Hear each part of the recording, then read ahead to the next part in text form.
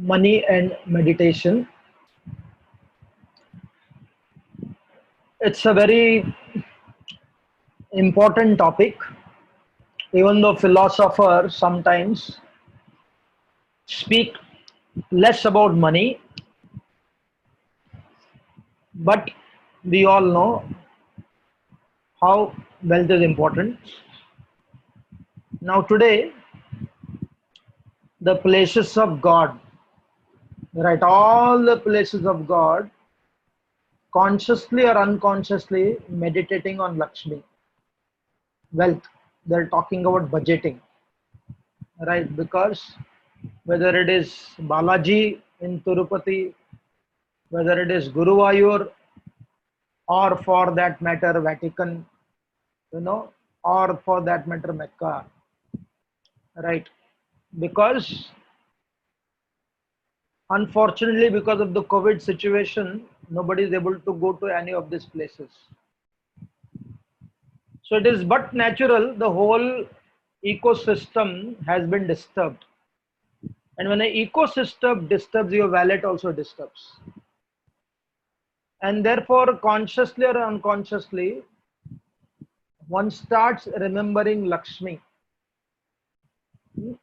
In India, Lakshmi is synonymous to prosperity.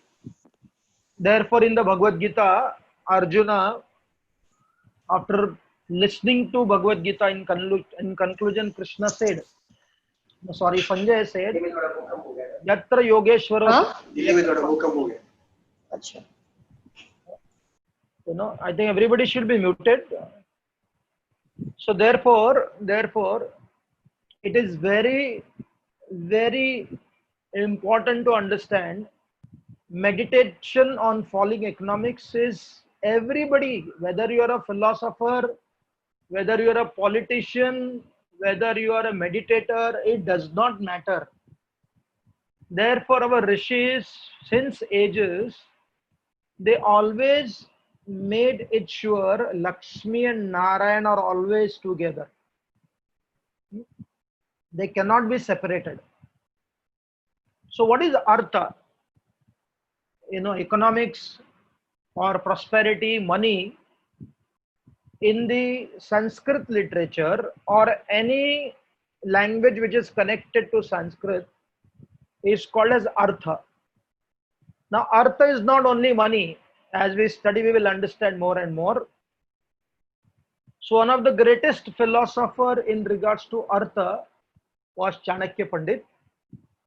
And based upon all the Dharma Shastras, Mahabharata, he gives the meaning of artha.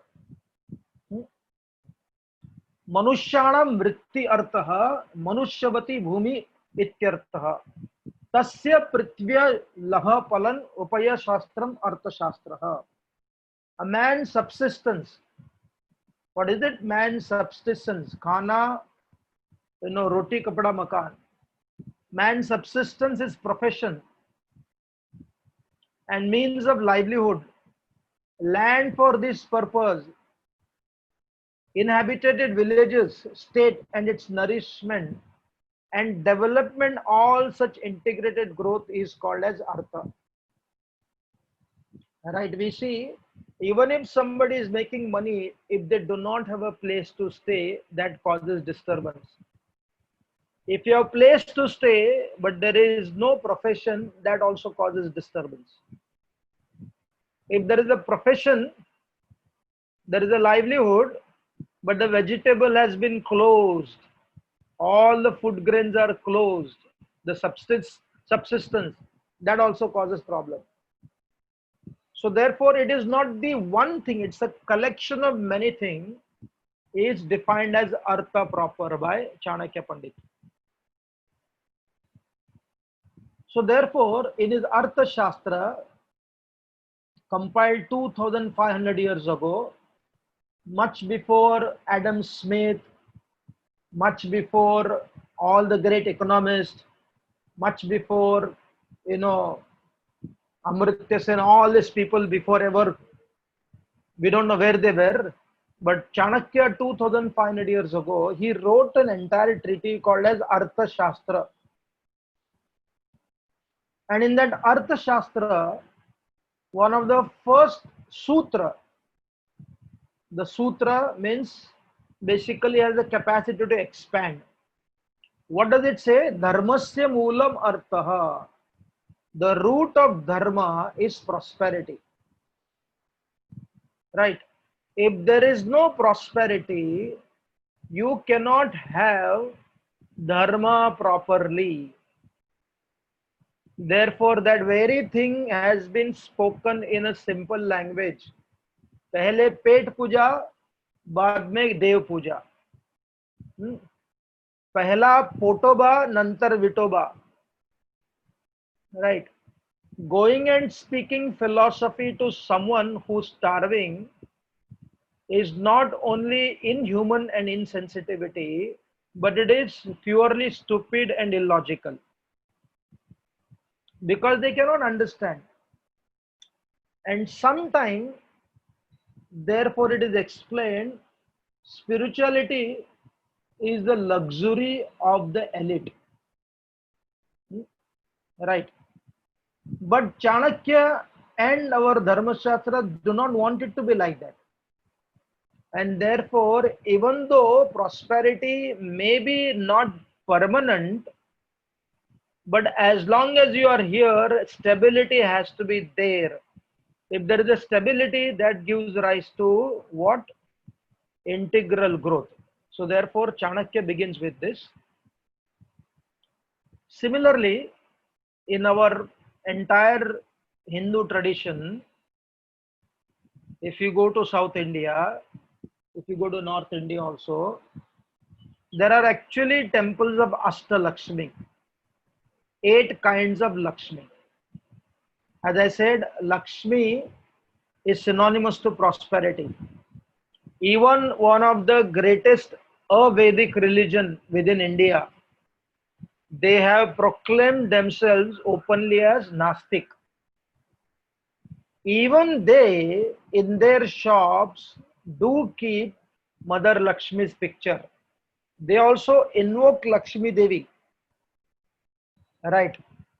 So therefore, no one avoids Lakshmi Devi, because how can you avoid Lakshmi? So there are 8 Lakshmis, and the first Lakshmi is called as Adi Lakshmi, known as Mahalakshmi also, wife of Lord Narayan. What is she? She is source of every energy. Basically, prosperity is considered as an energy. When you have that energy, then you get confidence. When you have that energy, you get the power of speech. When you have that energy, you have the power of communication. Right? Whenever you do not have this source of energy and you have taken loan, automatically your phone stops functioning. Right? People don't pick up the phone call. People don't reply the email. People just disappear. That is the power of lack of energy of this. So therefore, she represents prosperity while Narayan represents justice and dharma. Hence, Lakshmi and Narayan, energy and energetic, are always together. So she is the source. Adi. Adi means the original.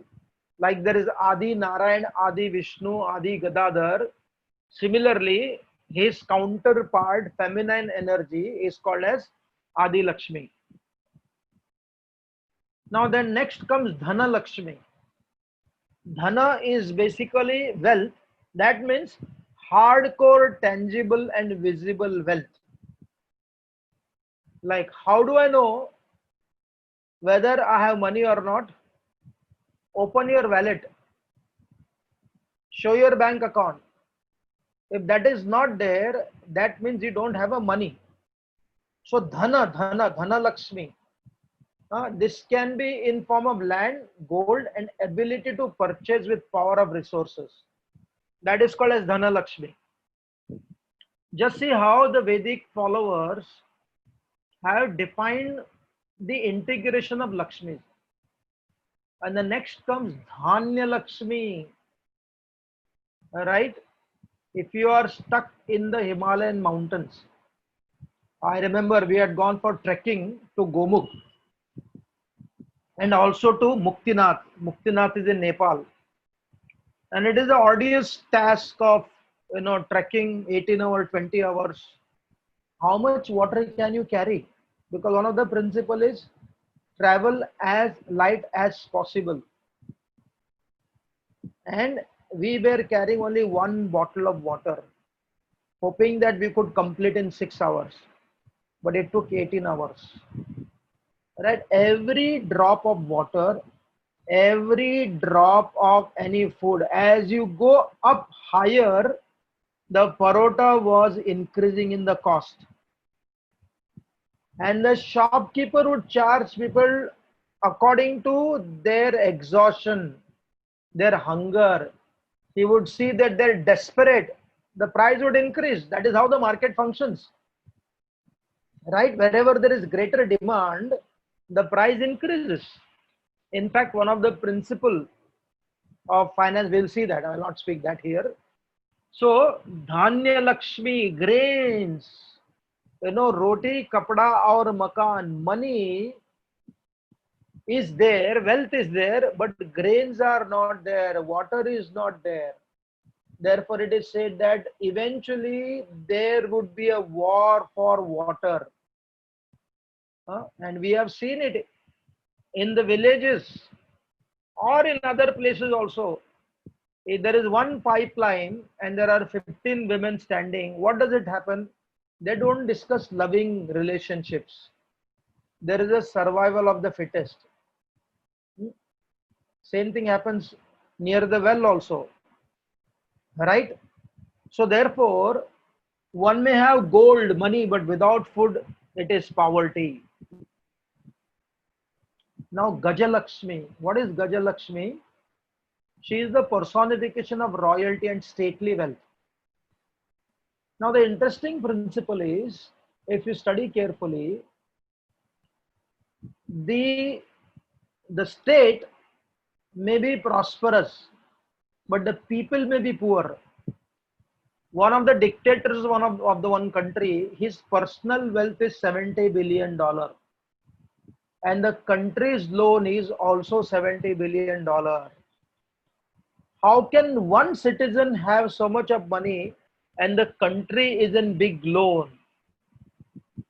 Right. So therefore, just like the citizens are stable and prosperous, even the country has to be prosperous. The country's treasury has to be prosperous. There are stories.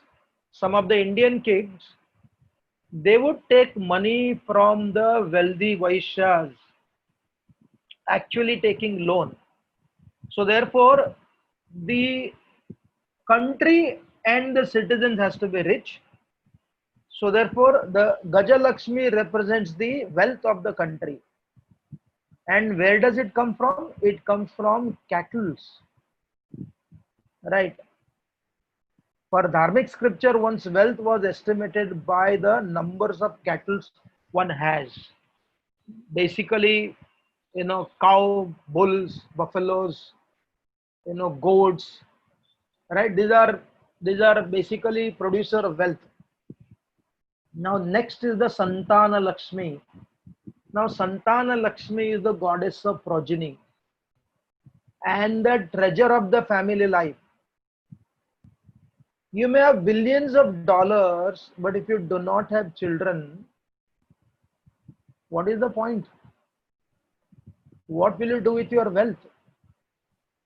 Right? One of the greatest tragedy of the modern civilization, one is people have very less children, and second is even if they have, because of too much of recklessness and freedom, a big Vaishya's child, a big businessman's child want to be a worker, want to be a sports person, want to be something else. Now who will continue the legacy of life? Right? So therefore, it is not only having the children, but those children who want to continue the rich and stable legacy of their family. Therefore, the married couples are always blessed by their elders saying, Ashta Putravati Bhava. Now, Putra, Putri, they are one and the same. right? So here they were blessed that you may have lots of children. Next is Veera Lakshmi. In our Bharata Bhagya Vidata seminar, I was quoting Will Durant. Will Durant said India was prosperous in 17th century, but politically it was becoming weak and weak. So valor, Veera Lakshmi means valor or courage. What does she do? She bestows courage, strength and power. And one who is not courageous can be easily exploited. I remember talking to one educationalist in London, no, and he was connected to Jewish community, the Jews, and he said the Jews believed wealth is the most powerful power in the entire creation. So they focused only on creating wealth till they faced with the situation of Hitler. What happened when they saw Hitler and the way Hitler terminated lakhs of Jews? Of course, there are different stories also, so many perspectives. Why they focus more on Hitler instead of Stalin, who killed more people? Why they focus only Stalin and Hitler? Why they did not focus on Winston Churchill, who killed many more millions Indians in Bengal, especially? That's a different subject matter. But after they face what they face, they invested crores and crores of dollars in empowering their people to get into administrative posts in all parts of the world, whether it is America, whether it is Europe, whether it is Australia, whether it is Asia. If you remember very carefully, of course, India Jews stayed for 2000 years, since 2000 years, when they were persecuted by the new fold Christian tradition. So they came to India. And one of the battle in 1971 battle, it's very interesting. The frontline people, one was General Manik Shah, was a Parsi, and the person who actually cornered the Pakistani army general was this Jewish person. I forgot his name. And the third one who signed the treaty was Sardar. And there were hundreds and thousands other officers. The Hindus were happily fighting because everybody had a clarity of courage for the nation. So therefore, while other Lakshmis give wealth, grains, animals and children, Veer Lakshmi provides courage to face any situation. I will speak this, recently somebody found out a comedian, speaking so slanderous about the ISKCON and plus the Rishi Parampara, saying that every Rishi was a pawn follower, whether it is, Kama Sutra. She is giving example, and the people who are listening to this talk, 80% are Hindus. They are sitting and laughing. And someone took courageously, oh, this has to be dealt with, and he filed a police complaint. Right? He filed a police complaint,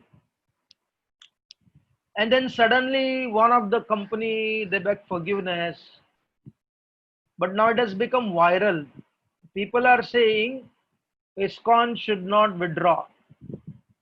Do not become simply satisfied for little forgiveness.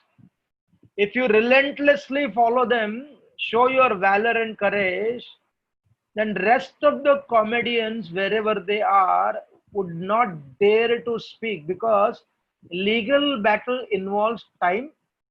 Legal battle involves paying for the lawyer, and legal battle involves financial strain. Because the Christians and the Muslim relentlessly attack you legally, and sometimes physically also. Have you ever seen any comedian speak anything about this? So therefore, there is a big things happening. Yesterday, I was also going through lots of mail, and some people within the group in ISKCON, they're saying no, we should stop. But there are some people saying no, we have to, because this is not one comedian. I personally know so many children go to see this comedy show, stand-up comedy, and actually start believing their principles, and nobody stands up and speaks. You are actually speaking against my dharma. Legally, they are not supposed to. So therefore, it's very important. Courage is extremely important. Therefore, Veera Lakshmi. But courage, raw courage without wisdom is destructive. And we see that. What is terrorism? Terrorists have the courage without the wisdom. Right. So one who has a vidya, proper vidya, cultural vidya, plus valor, then he is called as the soldier like Arjun. But courage without vidya is a brutal force like Dushasan. Therefore, Vidya Lakshmi. Vidya means wisdom and freedom from ignorance. Giver of cultural, educational, aesthetic smartness and being grateful. Therefore, even in our secular education, which is drastically secular, next session I would like to do on the history of education in India and its destruction. So therefore, Vidya Lakshmi, I remember reading one of the introduction in one of the textbook. Whoever it was who wrote the introduction, he said, Vijayi Vinayi Bhava. You get Vidya, but along with that Vidya should give rise to victory and also humility. Right? So that is Vidya Lakshmi. And then Vijaya Lakshmi. All this has to lead to what? All this has to lead to victory. All your ideals, all your strategies, if you are not experiencing 60-70% of victory in your life, what is the point? Lord Ramachandra followed the principle of Satya at any cost, ideal behavior. And Krishna, for that matter, depending upon who was on the other side, he changed the policy a little bit. Strategy over simply following Satya. And what happened? Both were capable of establishing victory over Ravan and the Kauravas. That is the most important. Because you are not alone, you are connected to a civilization, you are connected to society. And therefore, you have to experience victory. Victory in all aspects of life, material, mental, and spiritual. Therefore, what is it? What is this? This whole integrated wealth. What we understood through 8 Lakshmi. You cannot avoid. And if you do not have an integration of this 8 Lakshmi, there is the 9th Lakshmi, which is symbolized by people called as Daridra Lakshmi. आपके घर में वो दरिद्र लक्ष्मी आ जाती है. Once Daridra Lakshmi enters into your family, what do you see? There is a complete chaos. There is a conflict in relationship. There is a mistrust. No, there is disloyalty. It's a war. It's a pandemic. So therefore, our Rishi Munis were extremely logical while talking about life and life's philosophy.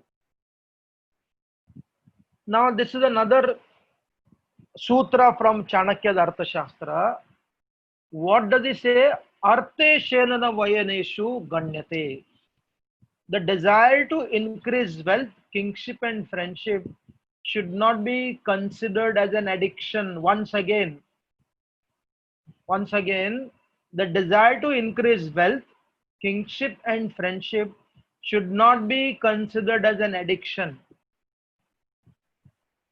You may be temporary, but your legacy is not temporary. A king may be leaving this world, but the kingdom will continue to stay. The kingdom has to continue to be prosperous. When the kings unfortunately took to the path of Buddhism in India, it's an amazing story when you study the story of great Ashoka. When he gave up the principle of prosperity and valor, it allowed another attack from outside forces. And for whatever reason, eventually that became the mentality of many kings. Are jane do na, after all, life is so temporary. Huh? And if that was the truth, why would Krishna empower the Pandavas, speak the Bhagavad Gita, make them fight, establish the kingdom? Either our Krishna becomes redundant if we follow Ashoka's teachings. When Yudhishthira Maharaj saw the violence, he was despondent, but eventually took over the kingdom. When Ashoka saw the violence, he stopped acting politically. It's a tragedy, right? So now I'm going to discuss the history of capital, the history of capitalism. Now, one of the philosopher, Ian Whitehead, in his book called as Adventures of Idea, what does he say? He talks about how, because he's from the European world, he discusses that but in practice there has always been the temptation to abandon the immediate experience of this world as a lost cause. In fact, there was a book I remember reading that the Enlightenment period in Europe, right, the Protestant ethics appeared, opposing the whole concept of focusing only on the spiritual realm, right? So therefore, what do you see? The world of Christianity has wavered between Buddhistic renunciation and its own impracticable ideas culminating in a crude millennium within the temporal flux. These are not my words. And we will prove that, as we study more about capitalism, the history of capitalism. It's very interesting. I guarantee you must have studied the history, but not the psychology of capitalism when you are studying economics in your college. Now I'll read this letter and guess. I appeal for cessation of hostilities because war is bad in essence. You want to kill Nazism. Your soldiers are doing the same work of destruction as the Germans. I venture to present you with a nobler and a braver way, worthy of the bravest soldiers. I want you to fight Nazism without arms or with non-violent arms. I would like you to lay down the arms here as being useless for saving you or your humanity. Invite Herr Hitler and Signor Mussolini to take away what they want of the countries you call your possessions. Let them take possession of your beautiful island with your many beautiful buildings. You will give all this, but not your souls, not your minds. Huh? This person actually suggesting, I think this letter was written to Louis Pasteur. What is it? Let them come and attack you. It is basically Krishna saying to the Kauravas, my dear Kauravas, you wanted to rape Draupadi, you wanted to burn the Pandavas, you wanted to take away their land, you wanted to kill them. They are willing to be killed, they are willing to be raped, they are willing to be destroyed, but they will not ever make any retaliation against you.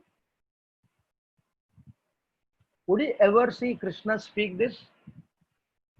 Krishna naturally believed war is bad. He was the one who spoke the principle of ahimsa paramo dharma, but he did not stop there. Right. This was the non-violent, the violent non-violence of Mahatma Gandhi ji. He was the one who wrote this letter. Uh, it becomes so impractical to implement. Right. So therefore, let us study the history of capitalism. We are beginning from 1304 to 215, 2015. Right. Where does it begin? It begins in 1304. All of us, because most everyone has studied in a missionary Christian school. And what is one of the famous story? One of the famous stories when Jesus comes to the synagogue and he sees that in synagogue the people have opened the shop, and he takes the hammer and he starts breaking all the shops. And what does he say? You have made my Lord's place into a den of gambling. Right. So therefore, the underlying principle of Catholics, because every penny and every resources has a philosophy behind it, history behind it, and a religion behind it. You cannot avoid that. Therefore, please understand this. So, therefore, this Whitehead, what did he say? That there was this conflict between leaning towards Vairagya and then also making money. So, it was understood that money is sin. As against that, we see in 1450, what do we understand? The Venice, there was discussion. The first book on accounting came, and the book's main message: money isn't a divine punishment or reward. Very interesting. Money isn't a divine punishment or a reward. It's a kind of a science that can be learned through patience, reason, and hard work. Birth of the joint stock company and the modern factory started. Up until now, what was considered? Up until now, the rich people were considered as sinner. If you have a money, it is a sin. Right? The original communistic idea was born out of a religious understanding. And this is not my words, please. Whatever I've taken from the proper historical sources. 1555, Protestant theologian John Calvin emphasizes Protestant values. You must never indulge yourself nor have a lavish life. You must put surplus income back into your business as an investment. So what happened with the capitalistic idea coming from the Protestant ethics? Now the Protestants are anti-Catholics. They do not accept the Pope in the Vatican. And because of the Protestant ethics, and the Protestant people did not accept, Martin Luther gave up the concept of full-time monkhood. There were Grahastha preachers in the Protestant.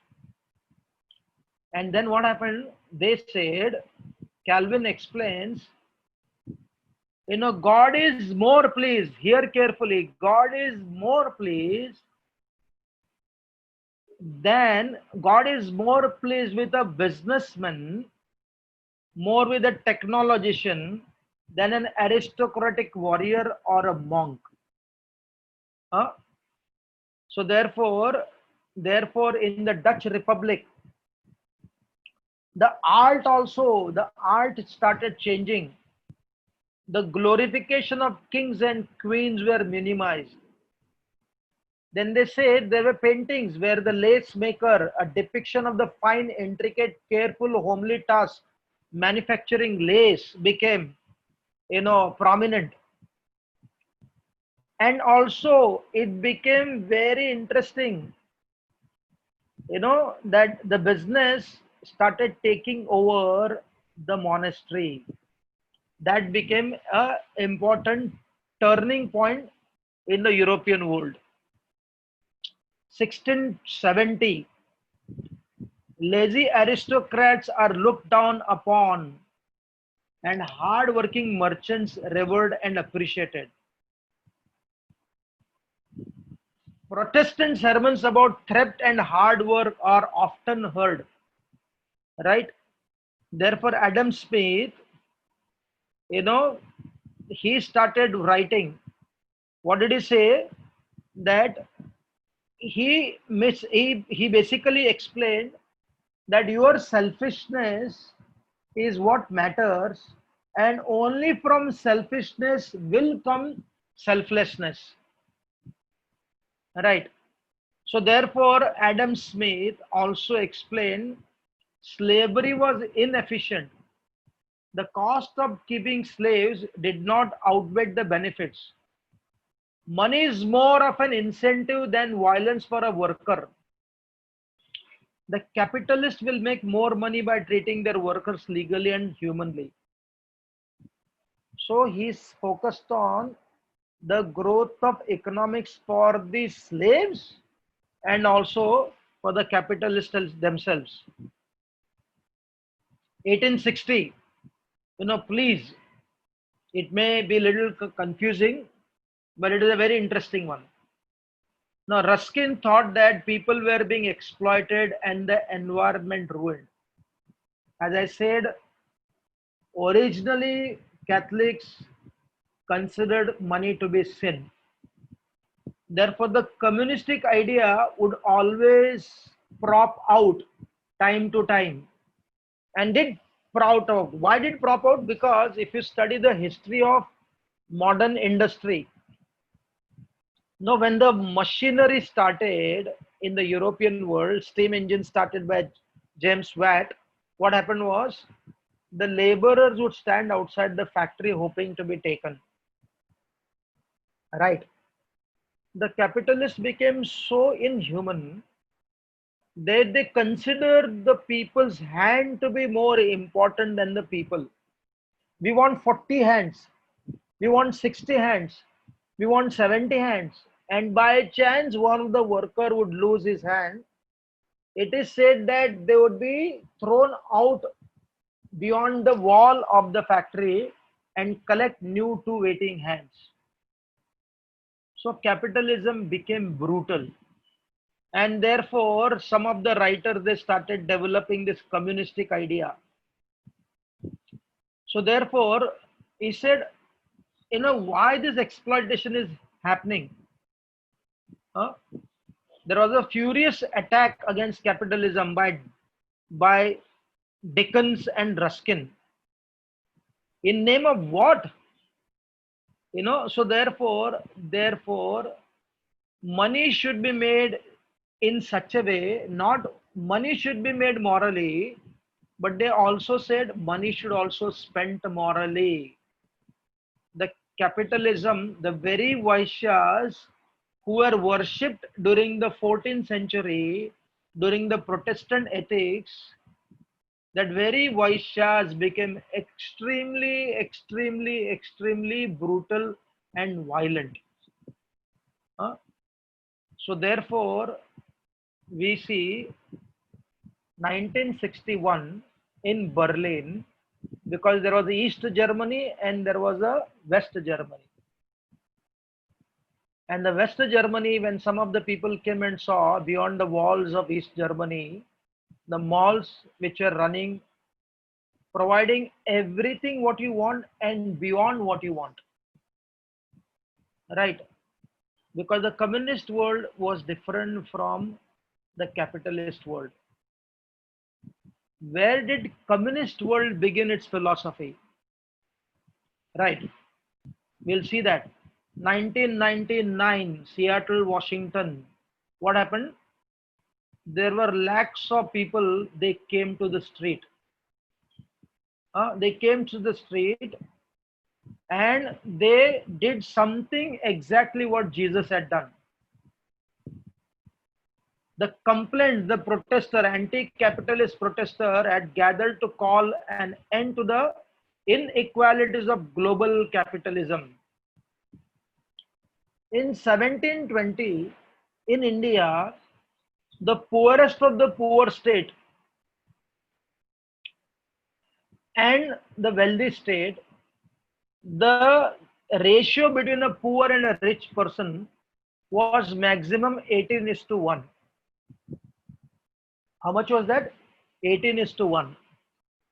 Now within the industry, now there is a, Michael Sandler who has written a book on money. I will quote that also. So it is explained today, between the high paid CEOs, not worker, I'm not talking the worker, I'm talking from the management, the gap goes up to 1 is to 344. I have a friend who's a, devotee friend. He's a professor in IIM Ahmedabad. He did his PhD in economics from one of the European university, and his focus was coffee. Now, coffee is one of the largest consuming marketed goods after oil. After oil, crude oil. Coffee is it's much higher than any other product. So that was his specialization. And he said the producer makes 1% and the main industrialist makes 200%. That is the ratio, 1 is to 200. Right. So naturally, the anti-capitalism started becoming more and more active. So in 1999, they came back again to their church in synagogue. And what happened? 2,000 people had to be arrested. The National Guard has to be called. Right. And then history of capitalism, 2015, Cupertino, California, USA. Apple Computer officially becomes the largest corporation in the world. It is a giant success story. But where does the success take you back? The questions are again raised. Why are we exhausting ourselves and the planet disproportionately considering the cost they impose? Right? What China's worker had to go through, manufacture this. Now Marxist, right? If you study the Marx philosophy, very interesting. We do condemn communism, we do condemn Marxist philosophy, but the Marxist philosophy, what we experience, the urban Naxals, which is breeding in India, right? Especially the urban Naxal is promoted unfortunately by the wealthy elite, the liberal people. No, very interesting. The Naxal movement, which has started in India since before independence, right? The communist people basically went to Russia after India was about to be independent. They became so attracted to Marxist philosophy, they wanted Russia to rule India instead of the brown Britishers who are going to take over. They're willing to become anti-national, but they wanted the Marx philosophy to rule India. It's a historical reality, right? So let us study a little bit. Again, as I said, who was Karl Marx? Karl Marx came from a very good family from Germany, a Christian Catholic background. His book, Das Kapital, was published by one of his friends who was an industrialist having a big industry in Manchester. The Marx philosophy was promoted by the capitalistic sponsorship. So therefore, what was his understanding? Work is alienated. Modern work is insecure. Workers get paid little while capitalists get richer. Very good ideas. Workers need to see themselves in the object that they have created. Disconnection between what you do all day and how you feel. Very interesting. Prabhupada talks about this. When you make nice pot, a pot maker, when he makes a pot, he is the manufacturer and is also the giver directly. There is a feeling while giving that pot. When you make nice work based upon iron, you make it and you give it. You are the manufacturers of a blanket. You make it and you give it also. So the manufacturer and connection to the customer is a relationship based. And Marx, we should appreciate Marx. Marx never entered into street breaking industries. No, Marx philosophy was taken over by the Russians after his departure. Marx is not a Russian. Marx is a German settled in London. Wealth of the rich should be distributed amongst all. Make leisure admirable like Jesus' promise of heaven. He said, let people work less and spend more time with their family and relationship.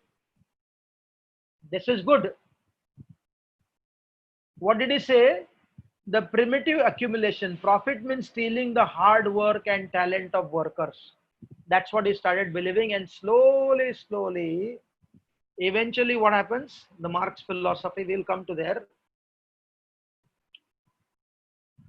Marx makes marriage a business, creates false ideologies, changes people. Men and women should have the permanent option to enjoy leisure. Women need not copy the suffering of their male colleagues. Such a good thing, right?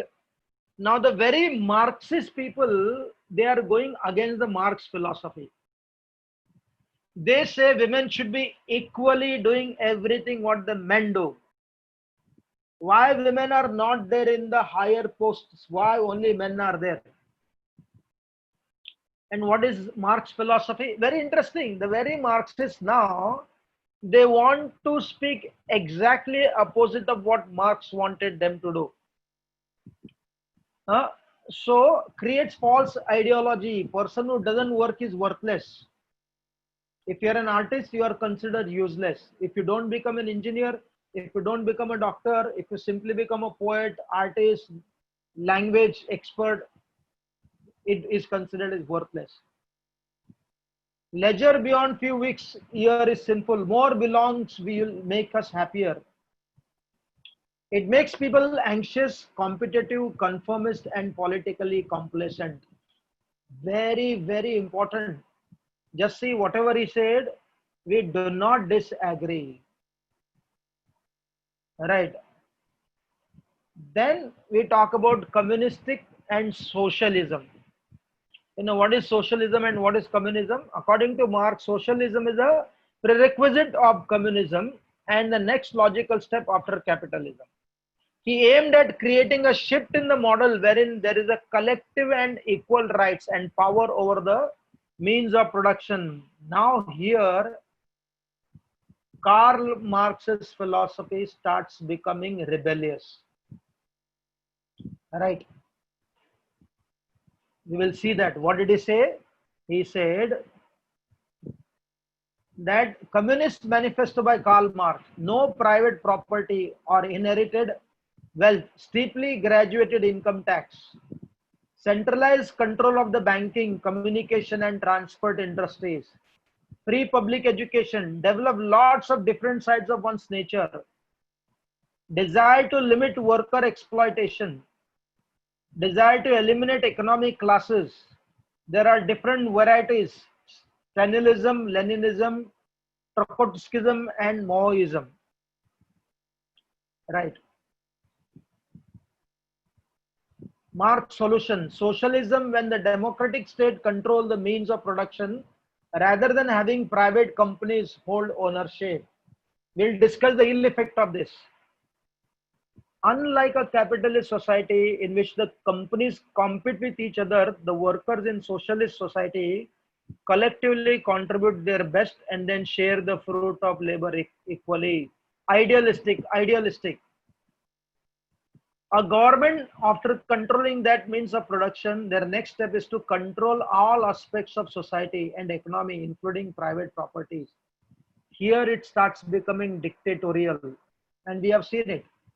Marx's intention of aborting private property ownership was a get a classless, moneyless, and stateless society where everyone works hard towards the same collective good of being happy, healthy, and free. In this way, everyone gives their best in what they can do to contribute and take away only what and how much they need to in return. Hmm. So, so the point where it failed was where it fails is what the capitalism taught people to become greedy at the cost of dharma and sensitivity. And what the communists thought was become envy. So the battle between communistic people and the capitalistic people is the battle of envy against greed. But what Dharma Shastras teach, Dharma Shastras harmonize communism and capitalism. Very interesting that we will see if we have time today. Right. And tomorrow we are discussing very important principle of how to make money, how to make wealth, how to retain wealth, how to grow wealth. And I'm not speaking this will be spoken by Mother Lakshmi herself. And Narad Muni talks about this principle so beautifully, you'll be shocked to read them. And you will curse yourself why the hell they did not teach us in our MBA courses.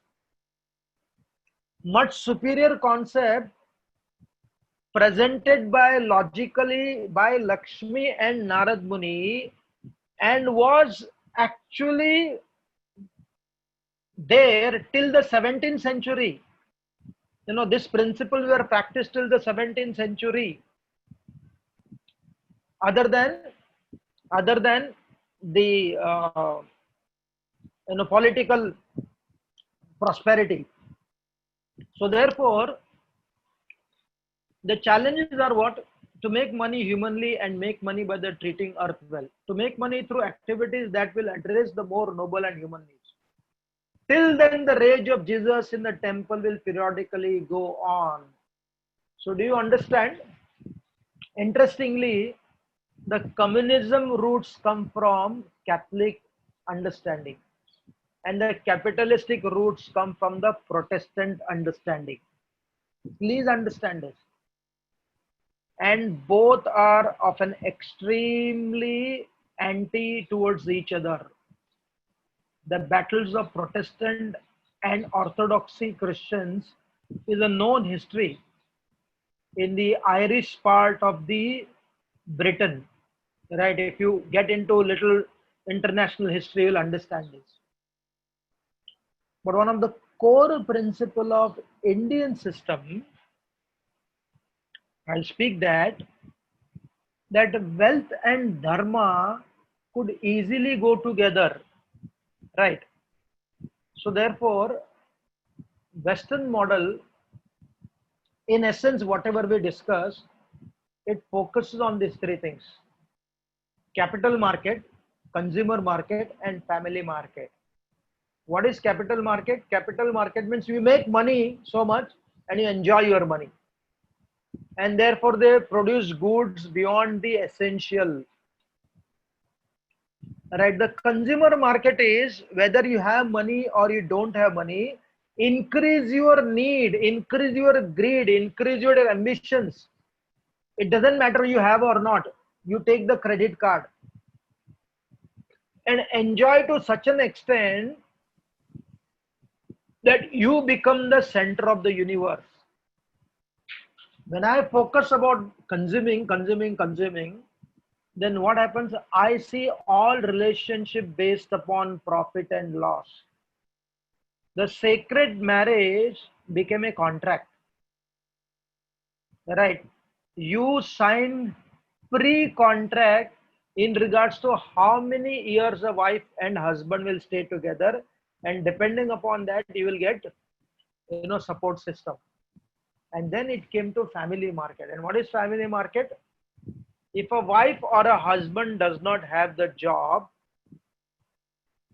the relationship will cease to exist, right? In India,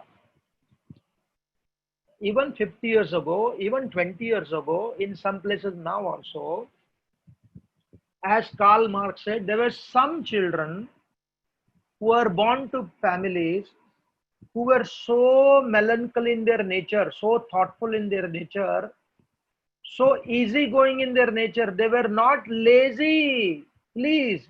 They were not lazy, but they were basically called as lazy because they are compared with other physically hard-working people. They were called as, lazy people. Even such lazy people were maintained for the rest of their life. The parents maintained them, and eventually the brothers maintained them, and the brother wives also maintained them, thinking, okay, it's part of our family. In the Western world, when you become 16-year-old, 18-year-old, if the child does not leave the home, the parents will insist that nikal jao bhi bahut ho gaya.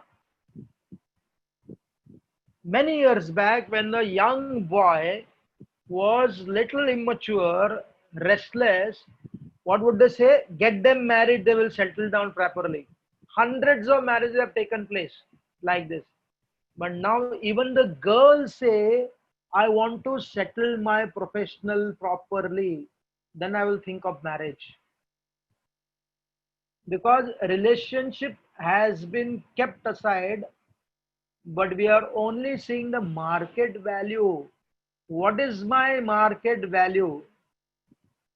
So in such a society, how can one experience Ashtalakshmis? It is not possible only. What will you experience? Will experience that every day Corona is killing people, no doubt. But today also, the mental anxiety has increased so much. Every day, more than 90 people die because of the overdose of painkiller. In the Western America, more than 90 people die because of taking overdose of painkiller. So therefore, you know, there is this author who wrote this book called as What Money Can't Buy, Professor Michael Sandel. Market is willing to sell anything to make big profit. We'll see some of the example. Very, very interesting. A non-violent prisoner means you have done a fraud, financial fraud, bank fraud, cheating fraud. So therefore, you are not physically violent. A non-violent, but big fraud you have done. A non-violent prisoner can upgrade his prison cell by paying money so that he can upgrade the accommodation and facility. Do you know one of the greatest business is actually prison privatization? In America, prisons are privatized. The free America puts more number of people in the prison than the communist China. Statistics, right? And I was very shocked to hear this. One devotee friend had given this talk many years back. And he had mentioned this, how prisons are privatized. When you have to do 6 months of rigorous imprisonment, you have to work there. When you work there, instead of getting $15 per hour, you will get $3 per hour. You'll get some money. And what happens? these private firms give these prisoners as a contract labor to another multinational company rather than hiring a regular worker. When they hire this kind of worker, what does it do? It basically saves you big money. And then how it is authenticized? It is authenticized because these are prisoners, they need to be given work. All right. And they are punishable. We have to engage them elsewhere. So therefore we sell them to big industries for some time, for 6 months, 1 year. You know, they do packaging work, they do any work within the prison cell. They get less than what the outside people are getting because they're prisoners. Right. So here, if you are rich criminal, you can actually upgrade your staying facility by paying big money. Motherhood and money. Indian surrogate mother is 1/3 cheaper for American couples. One of the most important part of the motherhood is pregnancy, but sometimes for genuine reason or convenience, surrogate mothers are used. That's okay. But now it has become a business. The mother, for many reasons, not wanting to be pregnant, carry the baby, they hire the hire the embryo of somebody else so that they can continue their work. If you have not experienced the motherhood from the very day when the child was conceived, you can buy somebody else's embryo. Just see, motherhood is purchased by paying money. But can you purchase the feeling? Sensitivity and shooting. Shooting the endangered rhino in South Africa for hefty sum. Very interesting when they realize, you know, the number of rhinos are decreasing. So to create a incentive for people to breed rhinos, what the South African government did, they actually invited the wealthy, rich people to hunt rhinos in the forest. And if you want to hunt rhinos in the forest, you have to pay $150,000, maybe more now. A big money. But to hunt the rhino, you need to have a rhino. And to have a rhino, you have to breed the rhino. And breeding rhino should be profitable. So the whole principle of economics was breed the rhino, allow people to hunt. Hunting brings money, and money gives an impetus to breed more rhinos, and eventually the number of rhino will also increase. So therefore, you can decide ecology and money. The right to emit carbon in the atmosphere, the European Union runs a carbon emission market, which enables the companies the right to pollute someone else's land. The scrap, you know, the eco scrap can be dumped into somebody else's zone. It is possible. This is purely the power of money, so that one's own country remains clean at the cost of someone else's country. This is what he talks about, the power of money, humanity and money. And this is another classic case, buying an insurance policy of ailing person and hoping that he or she dies early. Because if they stay, and especially take those people's insurance policies who are suddenly developed cancer, suddenly develop AIDS, and you take their premium and hope they die early so that you can make more money. Just see that you may not pray, but you're hoping. It is morally questionable to earn by consciously or unconsciously hoping the ailing person dies as early as possible. The economic gain at the cost of keeping aside morality and what to speak of sensitivity has become the norm of the modern society. And this is not simply a Western or European. Let us not blame. Yes, structured capitalism, structured communism started from there. But the same idea of keeping morality aside is there in any land. Therefore, Krishna in the Bhagavad Gita, whom does he send to hell? He does not sell people to hell, those who worship the Devatas. He does not send people, those who worship the Gandharvas. He does not send people to hell, those who worship their ancestors. What does he say? If you worship your ancestor, you go to your ancestor's place. If you worship this Devata, you'll go to this Devata's place. In the 16th chapter, Krishna talks about the concept of hell is only connected to, desensitized feeling and limitless envy. The communist and the capitalist without dharma. Can there be a harmony between communist and capitalism? Yes. And what is that power which makes them harmonious? The power of dharma. It has the power to make it. We'll study that also. But if the capitalist is separatist and communist is separatist, it's a conflict between the wealth and envy. Right. So therefore, Krishna is very, very interesting. He is not sending people based on their faith. Krishna is sending them to hell based upon their values and their character and their sensitivity. So this Kanika who came to Duryodhan, and he was the one who was the major primary financial advisor to the Kauravas. And what does he say in essence? He says, you should by any means increase your wealth. If you have to kill your guru, do that. If you have to kill your brother, do that. If you have to attack your very father, do that. He said, it doesn't matter. He said, while doing all these things, you have to maintain your nature of being that you are actually suffering. Let the king act as if is now king you can consider, CEO you can consider, owner you can consider, brother you can consider to other brother. Let the king act as if he's very humble, but his heart should be hard like stone. Even if he's about to perform the gruesome act, continue to be smiling and pleasing.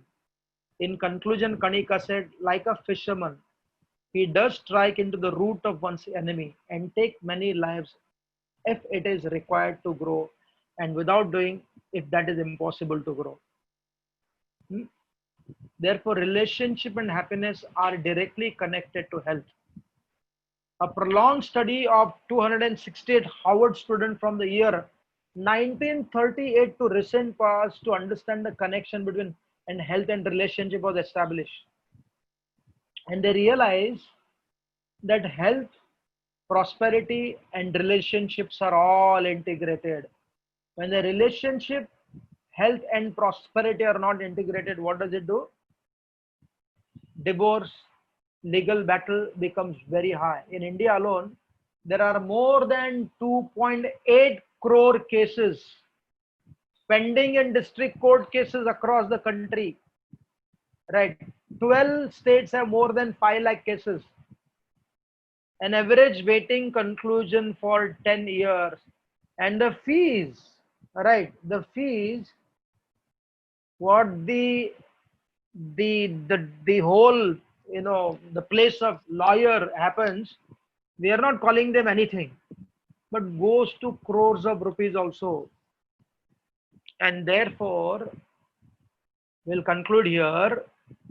We'll conclude within 2 slides. Till 17th century, wealth management, wealth abnegation, and wealth obsession was integrated.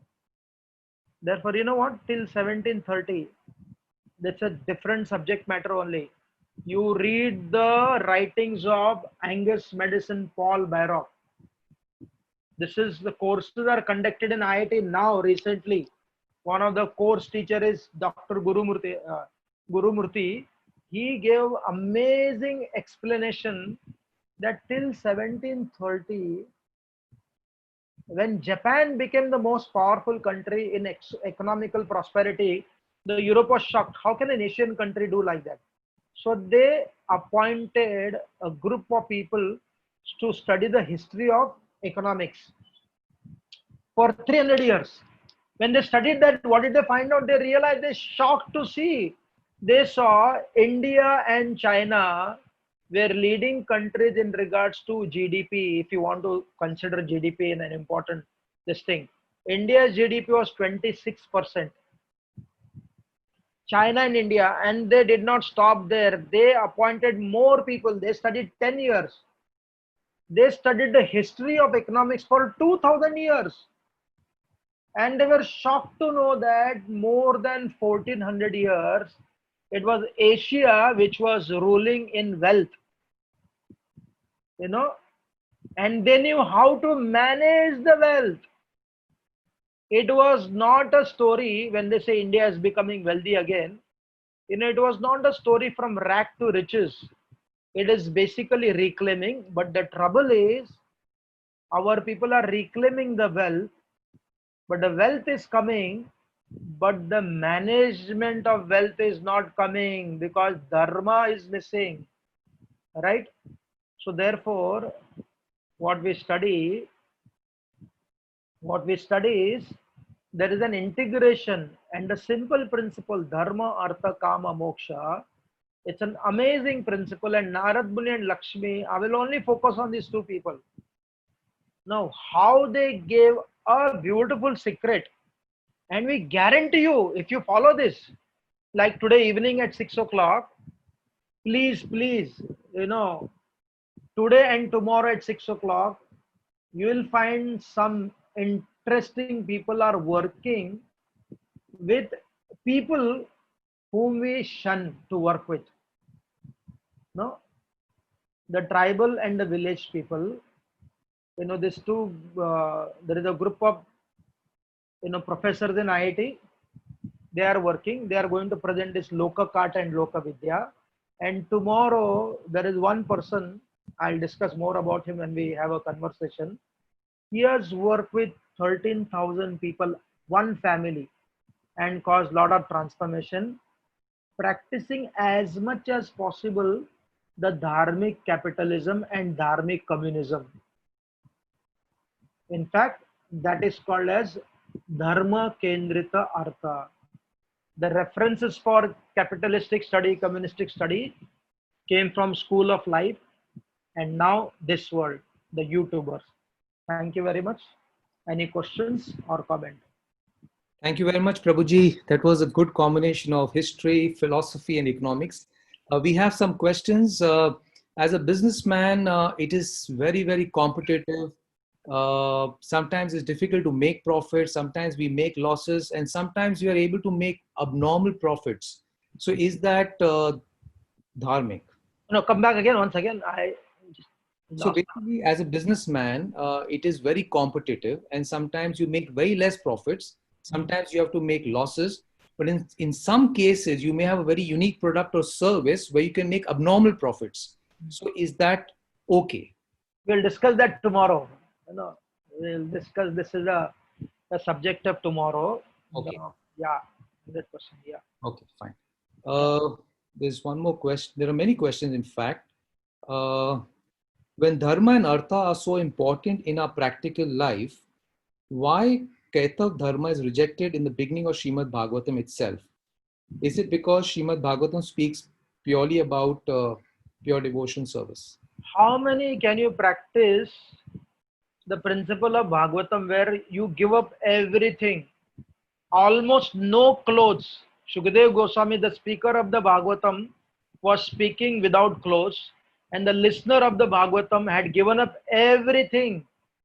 He was sitting only on a kaupin, right? So in that condition, they were able to practice this Paramanis Nirmat Saranam Satam. There was no envy at all. So therefore, where are you practicing your devotional service? That becomes very important. The aspiration is there to have the consciousness of Parikshit Maharaj. But artificially trying to practice that consciousness when you are part of this world. Nirjala Ekadashi is coming. Right? How many people can do Nirjala Ekadashi? Shukdev Goswami and Parikshit Maharaj did not even think about the food for 7 days. They did not sleep also. I remember there was a guy who was trying to practice renunciation forcefully. Zabardasti se. We have to take him to the hospital, mental asylum. Prabhupada writes in the teachings of Queen Quinty about, or teachings of Kapila, where if somebody imitates the behavior of the great souls like Rup Goswami, Sanatan Goswami, you go crazy mentally. So therefore, the principle is that internally you become so detached. That is called Niskam Karma. We'll discuss that also. Otherwise, nowadays, even the people who speak Bhagavatam, for whatever reason, they're as costlier than a motivational speaker also. No, Bhagavad Sapta is more costlier to arrange than your marriage.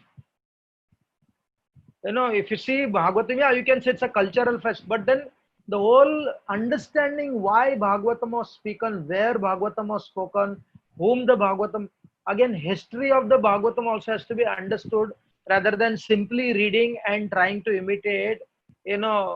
We need a beautiful place to sit, air conditioner, nice feast, and we are talking about pure devotional service. It's a aspiration reality, as one of my friends says, but there is an executive reality also. When we harmonize between Arjuna in the Gita and Parikshit in the Bhagavatam, that ideal can be practicable. And therefore, very interesting, Vatican Church, the Catholics rejected the whole concept of money. They said money is sin, right? We discussed that.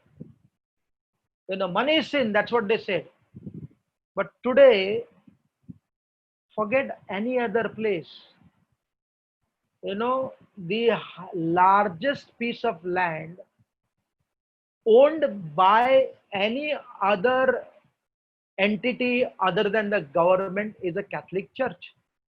It runs into crores and crores and crores of rupees. If you have heard the song sung by George Harrison, the Beatles, one is that My Sweet Lord, but there is another song that I don't need a temple, I don't need a church, I don't need a mosque. God is there in my heart. What does he say in that song? He says, the Pope owns 51% of General Motors share. At least when he was singing that song, George Harrison is given a public, concert in New York. There he was singing this song. They invest in weaponry also, right? So therefore, it is when you become very idealistic, you become hypocritical. And therefore, our scriptures are giving instructions such a way that you aspire for that. We need Bhagavatam every day. At the same time, we need Ramayana and Mahabharata also, so that we do not speak idealistic principle while not able to practice in our own life only. Yeah. Any other question? Yeah, Prabhuji, there's a question about how important is the nature of my work to earn artha.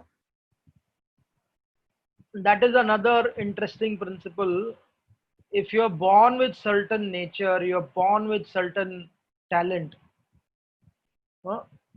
I give an example in the Mahabharata. I'm giving from the example of Mahabharata. In the Mahabharata, there is a discussion between a Dharma Vyada. Dharma Vyada means what? Hunter. He was a butcher, not a hunter, he's a butcher. And a Brahmana, they are discussing. And this Dharma Vyada is quoted by Krishna in the 11th canto of the Bhagavatam in the list of all the great devotees. Google, go to folio of Prabhupada and add Dharma Vyada.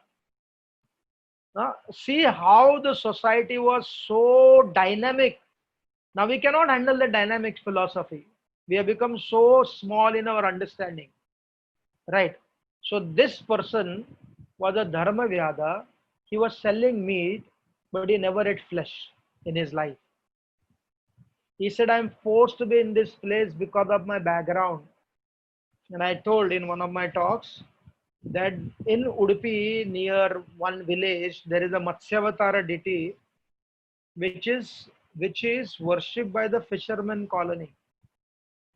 Therefore, in the Gita, Krishna does not at all say that he does not consider any work to be bad. He says the way you do your work, that defines whether it is good or bad. I will ask this question, nobody answers, you answer yourself. I always ask this question to our school children. There is a businessman, very clean. He only sells organic food. Okay, makes $1 billion. His business is $1 billion business. Makes a huge profit. And there is another guy. His business is selling chicken. Slaughters millions of chickens. Very charitable. And it is not an imaginary story. He actually does a lot of charity in the villages. Whoever are very poor, he provides them specialized surgery. He provides food for their marriages. And then this other guy does not do any charity. A violent chicken killer, charitable. And a person who is extremely conscious of Mother Bhumi does not do any charity. Right. So therefore, nothing is so black and white. It is very dynamic. Think about it. We can discuss this tomorrow. Everybody think about it. Understand this. Any other question? We have, You can take one question, one more question. 5 more minutes we have. Yeah. Okay. Prabhuji, your new book, Money and Mahabharat, which is going to be launched soon. Can you just throw some light on it? What does it really cover? Basically, some of the aspect of Money and Mahabharat, I'm basically covering in the seminar only. Basically, it has got about 28 chapters. Small. It's like a book which I wrote about yogi in the modern city. Small articles which will give you an understanding from here. Oh, I need to know more. So it's a very interesting, simple principle of 25 chapters discussing what is dharma, what is artha, what is kama, what is sense gratification, how much money to make, how to make money. All these concepts are presented based upon our Mahabharata and Ramayana. This is the title, yeah. This is the title. So we'll stop here again, everyone. Those who are here, please understand the evening session is more important because I only spoke the philosophy. Evening is more about how people are basically doing this work, connecting with the villagers. And Dr. Ganesh Ramakrishnan, he is the professor in IIT. He is basically one of the best professors in regards to dealing with artificial intelligence. Artificial intelligence, but they're also part of taking care of the cows in the IIT campus. They have a cows. The IIT professors, some of them, they take a stick in their hand and they go around the cows lovingly. So they have managed this beautiful balance between, amazing intelligence and simplicity of also trying to serve the cows with the financial understanding also, and how they're connected with large number of people in the villages for education and supply of their goods by minimizing the middlemen, not completely taking away. So I'll be asking few questions and we will discussing philosophy plus the practicality. Thank you very much. Thank you very much, Govind Prabhuji. There are some more questions which we'll send it to you. Yes, please, yeah. In your forthcoming talks. Thank you very much.